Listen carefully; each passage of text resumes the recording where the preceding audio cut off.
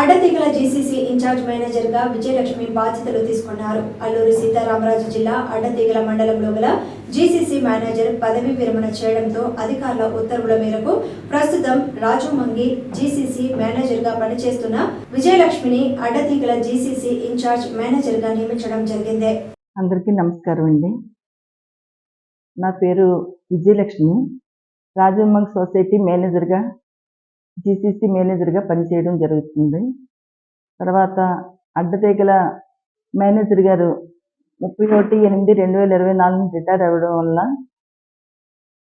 మా వీసీఎండ్ ఎండి గారు నన్ను అడ్డతీగల సొసైటీకి కూడా ఇన్ఛార్జిగా వేయడం జరిగింది.